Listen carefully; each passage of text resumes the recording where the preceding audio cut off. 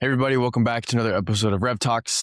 I'm Patrick. Today we're joined with Eshan. How's it going today, Eshan? I'm doing well. How are you? Doing absolutely amazing. I appreciate you taking some time out of your day to jump on RevTalks. Would you mind giving us a little high-level overview about the business, who you guys are, and what you guys do? Absolutely. I'm so excited to be here. So thank you for having me. So a little bit about Impulse. We are essentially if you think about data, there's analytics and there's predictions. Analytics is what's happened in the past. I want to know what happened yesterday. Predictions is I want to know what will happen in the future. So what we do is we have a AI agent, a platform that you connect your data to, whether it's a CSV, an Excel file, a database, etc. And then you ask it a business question. It could be something like, what percent of my users will churn next week? And then it takes the business question that you asked it and the data. First, we analyze that data, and then we build a machine learning model that is able to predict the answers to the questions that you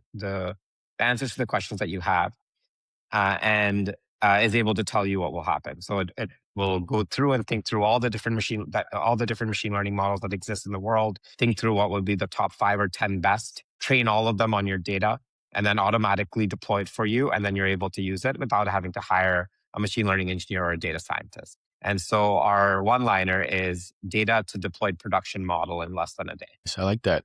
And when it comes down to generating new customers for the business, how do they end up finding you? Yeah. So right now we're super early stage. There's 4 of us.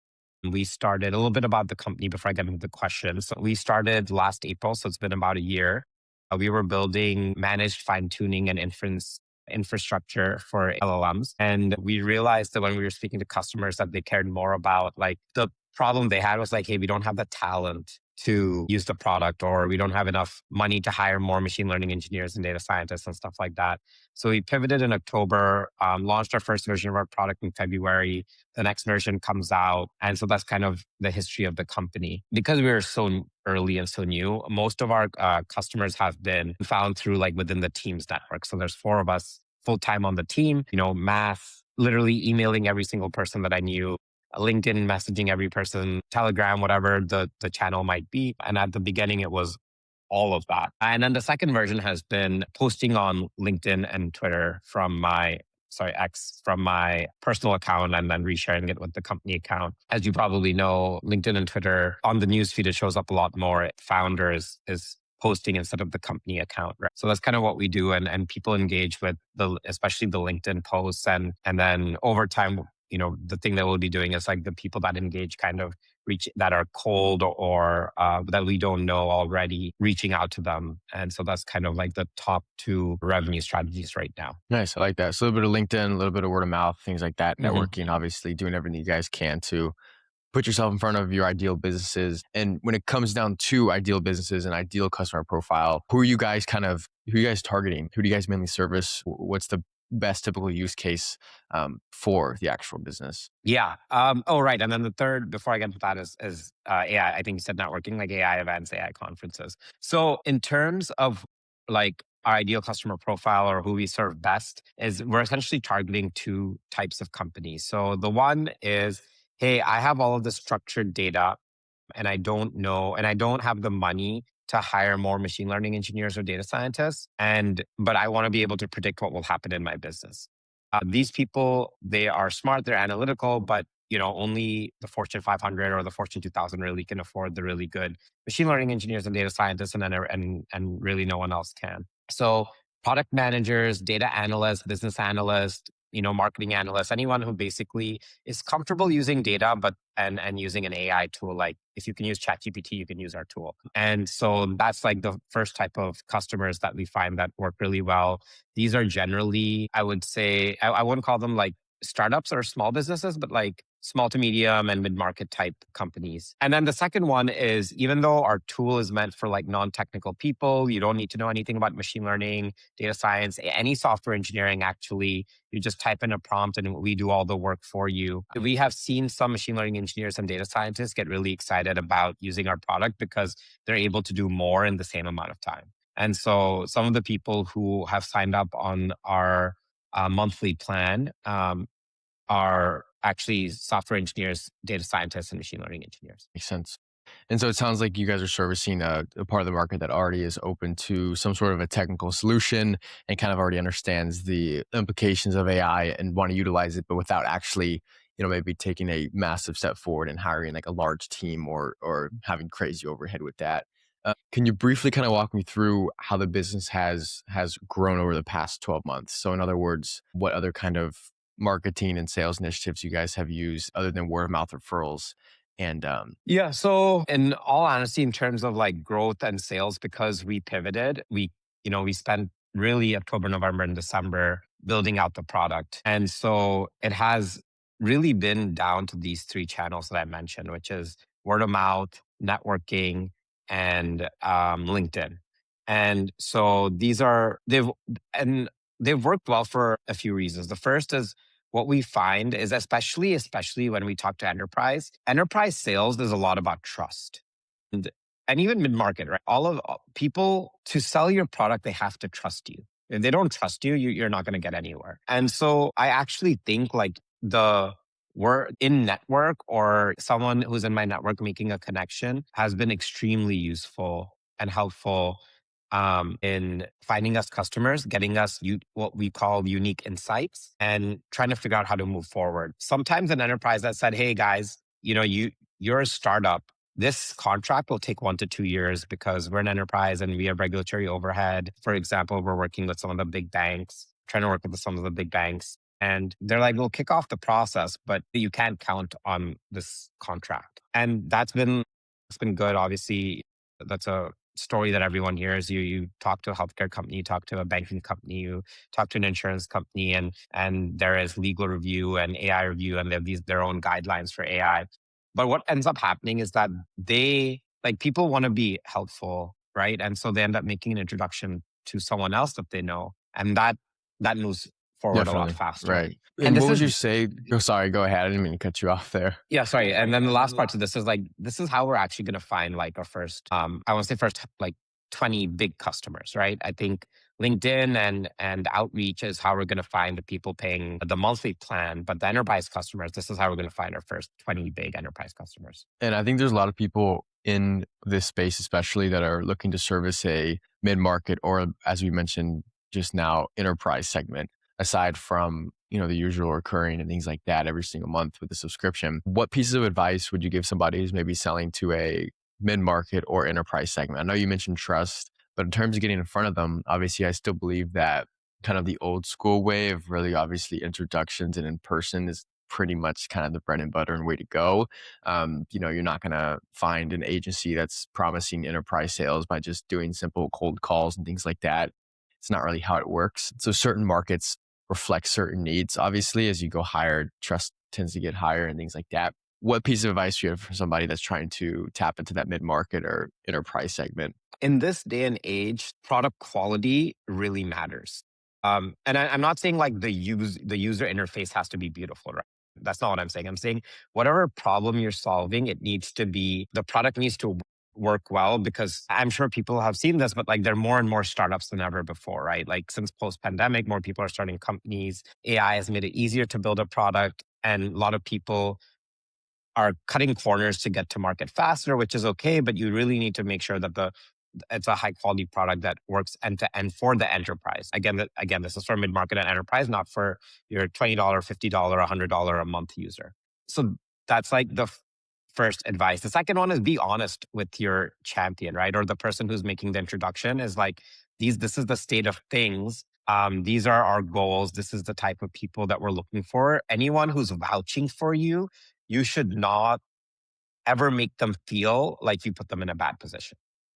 Um, and when you're honest with people, you say, yes, we can do XYZ, but at ABC, and or we won't be able to serve that person until 3 months from now. It's okay to say those things to your champion. They will still, help you. Um, and but if your champion feels betrayed by you, whether that's someone who's making an introduction or the person that's in the company, you're going to lose that sale. And so I Definitely. think, and this goes to trust, right? Trust is extremely important. And so these are like the two things that I always make sure to do is that I promise what's there, and then I never I never put my champion in a position where, they feel betrayed by me, or they feel that I lied to them. Definitely. And I think obviously in the space right now with a lot of startups that are being developed and that are coming about in the marketplace, I think there's a lot of like over promising, under delivering. That has been a huge issue. And I know for a fact the agency services space, mainly because it's like, okay, you're not going to hire this specific team in house, maybe because it's for budget reasons or just because you want to keep things lean. So you hire an agency, then obviously different things will be over promised and under delivered, even software too. Hey, this is what happens Mhm. here. And so it's definitely taking those, like you said, those barriers and those check marks of what you can promise and what you can deliver on. And then obviously what I like to do is have like ammo that I know I can over deliver on, but I don't mention it as delivery. And then when those things are added as delivery, it actually is it's a bit of a bonus. But in my mind, it wasn't mentioned before, obviously during terms of service or whatever that is, but customers are blown out of the water when that's provided because it wasn't exactly mentioned. So there's definitely that aspect too, for Yeah, sure. if that's also true. As time goes on, and you and your team, like our team, we continuously improve the product, and so obviously the product improves in between the conversations we've had with our customers, right? And so people really like it. Either two things: they're like delighted or surprised by your product in a way that they were not expecting to be, or they see rapid improvement in your product in a short amount of time. People are busy, do the marketing of like, hey, we've updated our product to do XYZ, but that makes them really happy to see that, hey, you are making sure that your product is getting better, especially when you fix something that they mentioned. Like, hey, I have a problem. You say, I'm not going to be able to do this today, but I'm going to be able to do it in 2 months from now. And then 2 weeks later or 1 month later, you're like, hey, I added this feature, or I fixed this bug that you were having, and now you're able to do this sooner than I told you were going to be able to do it. People really appreciate that. And a lot of that really comes down to, at least from our end as well, systematizing our operations with AI because we're more of a service based business. Obviously, you just can't AI slap everything. As you know, you have to be very strategic with where you implement it. For obviously a SaaS play, maybe a monthly subscription or maybe servicing upper market segment too. Mhm. There's definitely other ways to integrate AI. Everybody's extremely bullish and aggressive on it these days, and especially in any industry. How are you guys currently implementing AI, and what does that look like for your business? I know the majority of the actual base of the business is AI, but how are you guys sort of using it so far? Yeah, so there's two ways. There are two things to that. So like one is internally of how we use AI inside the company, and then the other one is how the AI gets used with our customers. So I'll talk about the first one for a little bit. So for me, the first thing I always try to do is I actually spend, this is very new, but like 15 to 20 minutes on Twitter a day, but focused on like what people are doing with AI, just to learn, because the space is moving so fast, especially on the tech side of what are best practices. Second is like any workflow that I have, I try to think about like how I can use an agent, especially one that is like highly tedious or doesn't require a lot of thinking. I try to think about how an agent can automate this workflow. I think this is like software is automation, right? Whether it's an AI agent or software, at the end of the day, it's automation. AI has just made it a lot easier to automate things because of reasoning capabilities that were not possible before. And so examples of that is using AI tools like Screen Studio and Descript. When I want to make videos, right? I've got an AI tool to like help me record a video. It's a real tool. It uses AI on the back end, export that to another tool to help me edit it. It uses AI to help me the video, and then using Claude to generate like, you know, markdown file and editing the markdown files and all the other information that I need to get into YouTube. So those are when we're up making, really nice YouTube videos. Thanks to different tools that use AI inside them, it's become a lot easier to not to hire like a video editor to make me videos, right? When we were doing enterprise sales at Zesty AI, we had like a video person in Europe who like was getting videos every day. They needed to edit and send it back to us, and that stuff is, we're doing using that software for that. Another way is that obviously coding, right? So now we use a lot of Claude Code or Codex. And what I do personally in my coding workflow is I write a lot of bullet points of what feature I want into Google Docs. I then put that in Claude and ChatGPT, and I give it the same prompt. Like, here's a bunch of notes, generate a product requirements document for me. And I tell it specifically this is it's going to go to my coding agent. They both generate a PRD, and then I have them cross check each other twice. After the second cross check, I have a PRD that's short enough for a coding agent, but long enough so it has enough context. I give it to the coding agent and then it starts the process. And then within it, I have a bunch of skills files that allows it to like, does a check at the beginning about the idea that I'm building or the feature I'm building. So we call it a software factory. And it goes through all of that and I'm obviously skipping some process steps, but then I have, and then I have like if Claude Code does the code, then I have Codex, which is ChatGPT's coding agent, do the review, and then it finally gets pushed to GitHub. So that's like on the coding side. On the marketing side, I use Claude Code and GPT. I give it the same prompt for like, these are all the things I want to like post on LinkedIn and Twitter about for this week. So every Sunday I have like most of my week set up from a content perspective. I have Cloud Code and GPT write posts for me, and then I edit them in Google Docs, and then I schedule them using a schedule. And right now I'm using the native scheduling tool within X and LinkedIn.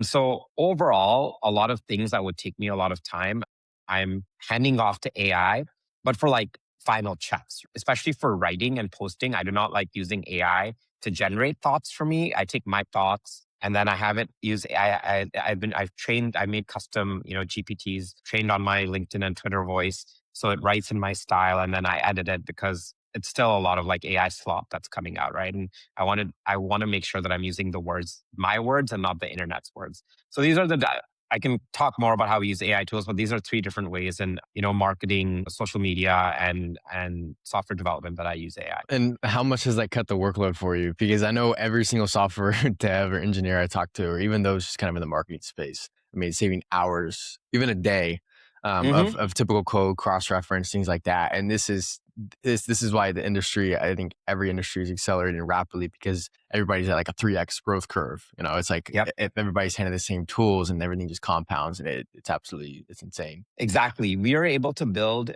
in 3 months with a 4-person team that would have taken, you know, a year with a 4-person team or more, or, it would have taken 20 people to build. But this is true for everyone. It's not just us, right? So like the market in a way it's become more competitive because now like I think it's amazing. But the cool thing is that like now someone who's non-technical or doesn't know how to code can build a product and experiment and get customers, which means software engineering is no longer the bottleneck. Now, I'm not saying that you don't need software engineers anymore. I actually think the whole like software engineers are going to go away is wrong. And the reason is because there's going to be more software in the world. And now there are going to be more companies that can get to like $1 million or $2 million in ARR. And you'll be able to start software lifestyle businesses, which was kind of possible, but not really possible before, 2 years ago. I think overall it's a really, really good thing for the industry. I definitely agree. And I think everybody is kind of after, I mean, in terms of lifestyle, as we kind of wrap it up, where are you looking to go in the next couple of years in terms of what do you want the lifestyle to be? Are you looking to more have a software lifestyle business or build some big, large, company that sells to enterprise and eventually gets up there? Or what's kind of your main goal in terms of lifestyle and things like that? Yeah, absolutely. So now I'm old enough where I kind of appreciate lifestyle businesses, but that's not the goal of this business. I actually didn't understand how cool it was to have a lifestyle business before. Kind of especially it just kind of frees up time, allows you to do things that most people would never have the time to do, like go on vacation than more than 2 weeks a year or something like that.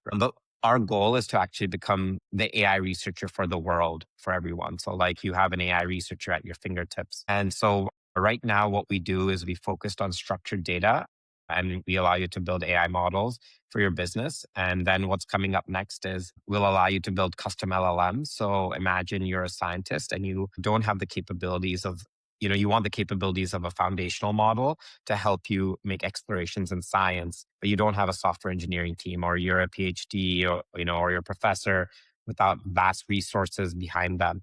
Our goal is to build an AI researcher that can do that for you. So the vision is we're starting on something niche, but the vision is to be an AI researcher for every single person in the world. Makes sense. I like that. Very good vision. And where on the internet can we find you? Absolutely. So first of all, if you're interested in trying the product or reaching out to me, like you can DM me on X or on LinkedIn. But my name is Eshan Chordia. I think you'll be able to see it on the podcast. Just find me. And then if you want to try the product, go to impulselabs.ai. You can try for free. I think we give you you can build 3 AI models or 5 AI models for free before you have to move up to the paid plan. And then if you have any problems, like I said, DM me on LinkedIn or Twitter or email at k@impulselabs.ai, and I'll follow up with anyone who reaches out. Appreciate you taking some time out of your day, Eshan, to be on here on RevTalks and everything like that. Appreciate all the insight you've been able to share, and hope you have a good rest of your day. Thank you. Great being on here, and have a nice day.